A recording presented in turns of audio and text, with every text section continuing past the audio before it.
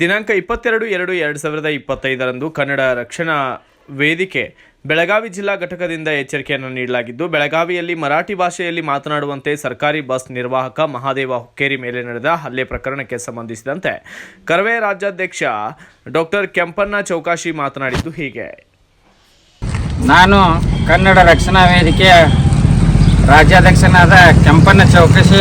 ಮತ್ತು ನಾವು ಕನ್ನಡ ರಕ್ಷಣಾ ವೇದಿಕೆ ಸಂಘಟನೆ ವತಿಯಿಂದ ನಿನ್ನೆ ನಡೆದ ಒಬ್ಬ ಕನ್ನಡಿಗ ಗೌರ್ಮೆಂಟ್ ನೌಕರನಾದ ಬಸ್ ಕಂಡಕ್ಟರ್ನ ಮರಾಠಿ ಪುಂಡರು ಅವನ ಸಿಗ್ಗಾಮುಗ್ಗ ಥಳಿಸಿ ಅವನಿಗೆ ಮರಾಠಿ ಮಾತನಾಡು ಅಂತೇಳಿ ಅಂದ ಅವಮಾನ ಮಾಡಿ ಅವಾಗ ಅನೇಕ ರೀತಿ ಹಲ್ಲೆ ಮಾಡಿ ಅವಾಗ ಹೀನಾಯವಾಗಿ ಒಂದು ಥರ ನೋಡಿಕೊಂಡು ಅವಾಗ ಅಸಹ್ಯ ಮಾಡಿ ಅವನು ಮಾರಣಾಂತಿಕ ಹಲ್ಲೆ ಆಗುವಂಥದ್ದೊಂದು ರೂಪ ತಾಳಿದಾರೆ. ಅದಕ್ಕಾಗಿ ಮರಾಠಿಗರಿಗೆ ಈ ರಾಜ್ಯ ಸರ್ಕಾರ ಎಚ್ಚೆತ್ತುಕೊಂಡು ಮರಾಠಿಗರನ್ನ ಗಡೀಪಾರು ಮಾಡಬೇಕು. ಇಲ್ಲ ಅವು ಯಾರೋ ಒಂದು 7-8 ಜನ ಬಾಳೆಕುಂದ್ರಿ ಒಳಗೆ ಒಂದು ಹಲ್ಲೆ ಮಾಡಿದ್ದಾರೆ ಬಸ್ ಕಂಡಕ್ಟರ್ ಮೇಲೆ.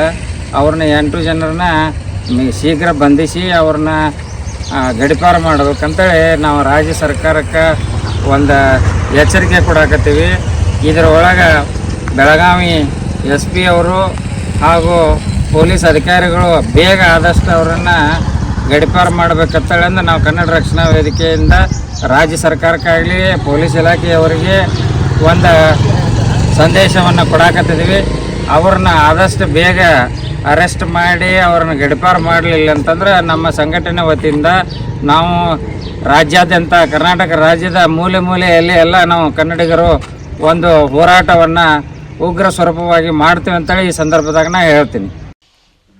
ಈ ಸಂದರ್ಭದಲ್ಲಿ ಕರವೆಯ ಸಂಘಟನೆಯ ಉತ್ತರ ಕರ್ನಾಟಕ ರಾಜ್ಯಾಧ್ಯಕ್ಷ, ಬೆಳಗಾವಿ ಜಿಲ್ಲಾ ಉಸ್ತುವಾರಿ ಅಧ್ಯಕ್ಷ ಬಸವರಾಜ ಪಂಜಾನಟ್ಟಿ, ಕರವೆಯ ಹುಕ್ಕೇರಿ ತಾಲೂಕಾ ಅಧ್ಯಕ್ಷ ಬೋರಪ್ಪ ಕುಡಜೋಗಿ, ಯುವ ಮುಖಂಡ ಸಂದೇಶ್ ರಾಜಮಾನಿ ಸೇರಿದಂತೆ ಅನೇಕರು ಕೂಡ ಇದೇ ವೇಳೆ ಭಾಗಿಯಾಗಿದ್ದರು.